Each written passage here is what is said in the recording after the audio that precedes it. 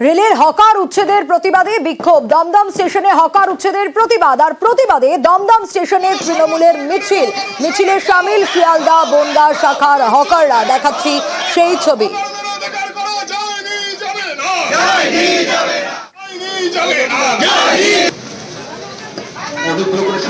এই অত্যাচার আমরা বাংলার মানুষ মেনে নেব না। কারণ হলো বাংলায় হকাররা ছিল, যদি কোনো রেলের অসুবিধা হয় আমাদের প্রত্যেক ইউনিয়নকে বলা আছে, প্রত্যেক ইউনিটকে তারা বসে সুন্দরভাবে শটিং করবে।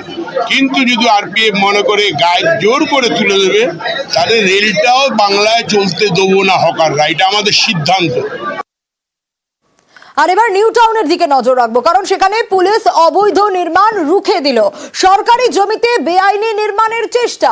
যাত্রাগাছিতে বাগজোলা খালপাড়ে অবৈধ বাড়ি তৈরি হচ্ছিল, এমনটাই অভিযোগ। ঘটনাস্থলে গিয়ে বাড়ির কাজ বন্ধ করে দেয় নিউ টাউন থানার পুলিশ। কিন্তু কেন, কারা এই কাজ করছিলেন, কেন করছিলেন, কি অভিযোগ শুনি। এইখানে কারা ঘর করছে এই মদত কথা তো বলা মুশকিল। আমার কাছে হঠাৎ একটা খবর গেল যে নতুন করে একটা ঘর হচ্ছে দাদা, যেহেতু আমি এখানকার জনপ্রতিনিধি, আমি বললাম যে ঠিক আছে, আমি চেষ্টা করে দেখছি। যারা যারা আছে, আমি আমাদের যারা প্রশাসন আছে, আমি থানা প্রশাসনকে জানিয়েছি, আমি হিট করে ফোন করেছি, আমি প্রধানকে জানিয়েছি, আমাদের অঞ্চলের দায়িত্বে আছে আমাদের দিলীপ ঘোষ, তাকে জানিয়েছি। কম বেশি প্রত্যেকের কাছে আমি পরামর্শ নিয়েছি। বলো যে ঠিক আছে, আমরা সবার সাথে কথা বলি, এখানে নতুন করে কেন ঘর উঠবে। আমরা নতুন করে ঘর ওঠার পক্ষে না।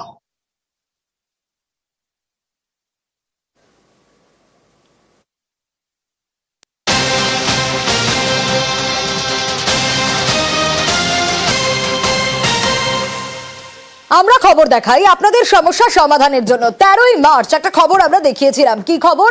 বকশী হাই স্কুল সংলগ্ন এলাকায় পুকুর ভরাট হচ্ছিল, সেই খবর আমরা নিউজ 18 বাংলা দেখিয়েছিলাম।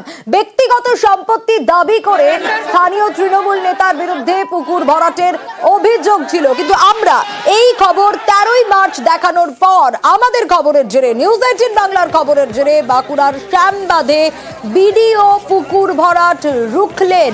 আরো বিস্তারিত বিষয়ে প্রিয়ব্রত জানাতে পারবে। প্রিয়ব্রত, আমরা সাধারণ মানুষের সমস্যার সমাধানের জন্যই খবর দেখাই, 13ই মার্চ এই খবর দেখিয়েছিলাম, আর এখানে সমাধান।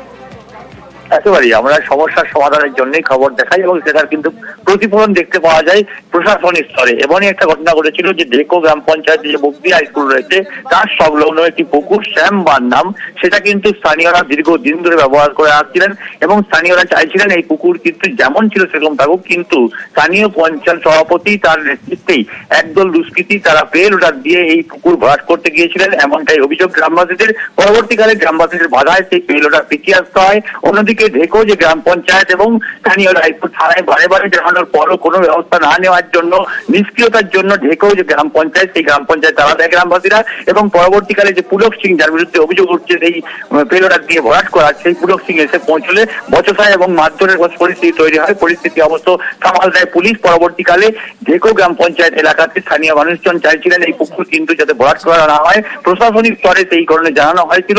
পরবর্তীকালে বিডিও এবং বিএলআর সহ জয়পুর থানার পুলিশ ঘটনাস্থলে যায়, সরজমিনে তদন্ত করে দেখে পুকুরের যে অংশ ভরাট করার অভিযোগ আসছিল স্থানীয় মানুষের পক্ষ থেকে, অন্যদিকে যে আরেক পক্ষ রয়েছে সেখানে তারা দাবি করছিলেন যে মালিকানাধীন পুকুর। সবকিছুই খতিয়ে দেখা হয়েছে, উচ্চ পর্যায়ে পাঠানো হয়েছে তদন্ত এবং ভিডিওগ্রাফি করা হয়েছে।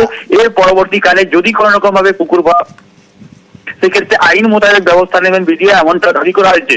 এই যে ঘটনা ঘটেছিল সেখানে যে অভিযুক্ত নেতৃত্বের দিকে আঙুল উঠছিল, সেই নেতৃত্বের অবশ্য দাবি ছিল যে এই পুকুর মালিকানাধীন, তাই এই জমি তাদের মালিকানাধীন থাকাতেই পুকুর ভরাট তারা করতে গিয়েছিলেন। অন্যদিকে তারা কিন্তু এই দাবি খণ্ডন করেছে গ্রামবাসীরা। এই যে মাটি ফেলছে, মাটিটা বিডিও সাহেব বললো যে এটা তুলে দেওয়া করাবো, তখন আমরা একটু বলেছিলাম যে পুকুরটা স্যার করলে ভালো হতো না।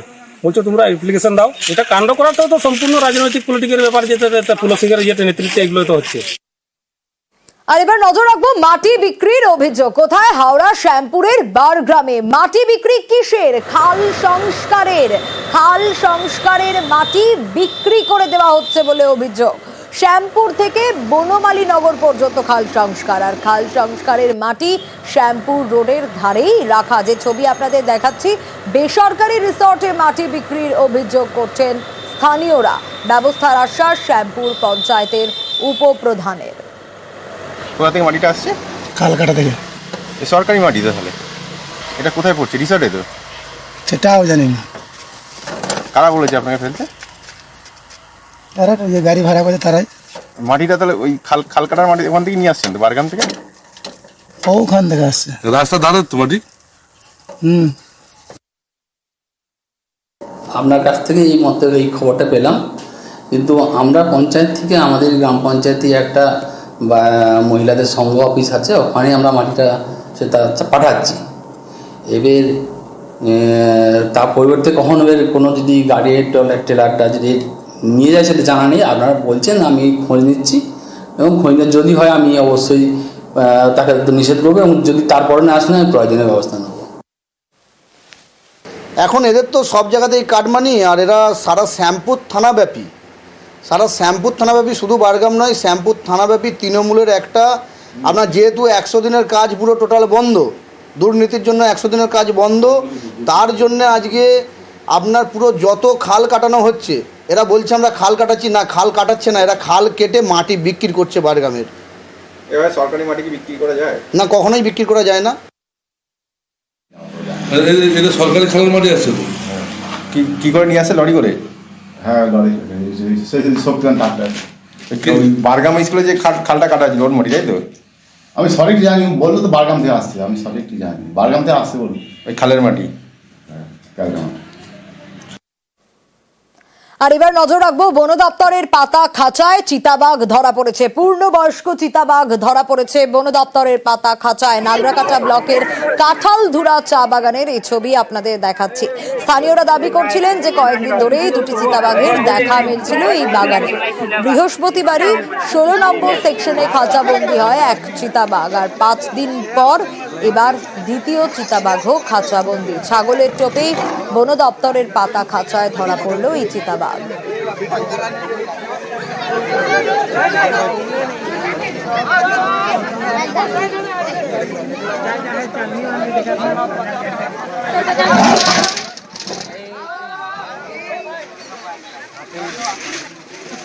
রকি রয়েছে আমার সঙ্গে। রকি, বৃহস্পতিবার এক চিতাবাঘ খাঁচাবন্দি হয়েছিল, আর 5 দিন পর এবার দ্বিতীয় চিতাবাঘও ছাগলের টোপে খাঁচাবন্দি। একদম যেমনটা তুমি বললে, নাগরাকাটা ব্লকের কাঁঠালধুরা চা বাগানে বন দপ্তরের পাতা কাটে কিন্তু পূর্ণবয়স্ক চিতাবাঘ ধরা পড়লো। এই ঘটনায় কিন্তু রীতিমতো চাঞ্চল্য ছড়িয়েছে, কারণ বেশ কয়েকদিন ধরেই এই এলাকায় চিতাবাঘের আনাগোনা দেখতে পাচ্ছেন এলাকার বাসিন্দারা, এবং দুটি চিতাবাঘ তারা কিন্তু নজরে পড়েছিল তাদের, এবং অভিযোগ ছিল যে বারবার কিন্তু সন্ধ্যার পরেই গ্রামের মধ্যে ঢুকে ছাগল মূর্তি নিয়ে চলে যাচ্ছিল। এক প্রকারে গৃহবন্দী হয়ে পড়তেন সন্ধ্যার পরে এলাকার বাসিন্দারা। সমস্ত ঘটনা বন দপ্তরকে জানানোর পর ছাগলের ঠোঁট দিয়ে সেখানে খাঁচা পাতা হয়েছিল। আজ সকালে যখন শ্রমিকেরা বাগানে যায়, তারা চিতাবাঘের গর্জন শুনতে পায় এবং বন দপ্তরকে খবর দিলে বন দপ্তর সেখানে পৌঁছে সেই চিতাবাঘকে উদ্ধার করে। একই সপ্তাহের মধ্যে দুটি চিতাবাঘ উদ্ধার হয়, কিন্তু আতঙ্কিত এলাকার বাসিন্দারা তারা জানিয়েছে আরেকটি চিতাবাঘ সেখানে রয়েছে। বন দপ্তরের নজরদারি এবং খাঁচা পাতার দাবি জানিয়েছেন তারা। বেশ,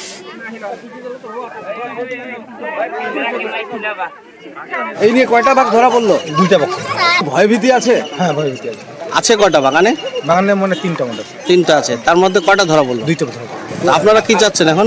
এখন কি ট্রাইড পিঞ্জরা লাগাবো, এটাকে পাঠিয়ে দেবো। আরেকটা পিঞ্জরা লাগাবেন? হ্যাঁ।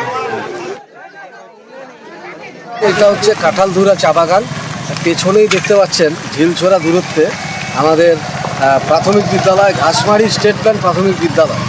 তো আমাদের যে সংখ্যার জায়গাটা, সেটা হচ্ছে আমাদের সবই তো শিশুরা পড়াশোনা করে, তো প্রত্যেকেই চা বাগানের শ্রমিক পরিবারের ছাত্রছাত্রী। তো ওরা অনেক সময় না জেনে না বুঝে ওরা বাগানের ভেতর ঢুকে পড়ে স্কুলে আসার পথে, আবার ছুটি হয়ে যাবার পর। আমরা বিষয়টা নিয়ে প্রত্যেক দিন ওদেরকে স্কুলে সচেতন করি। আজ এই ঘটনা এবং একটা যে বিরাট প্রমাণ সাইজের একটা চিতাবাঘ ধরা পড়লো একদম সামনে, স্কুলের সামনে, একেবারে স্কুলের সামনে।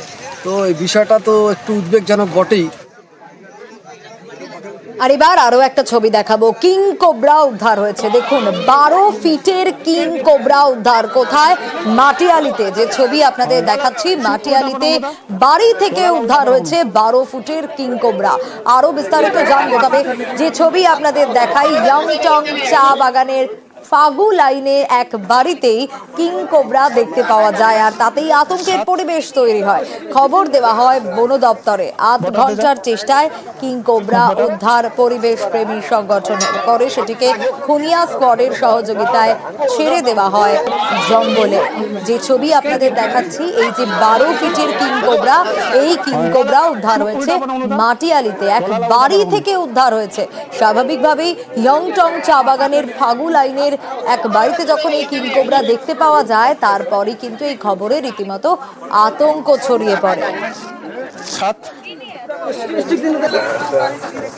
বটাতে যাও, বটা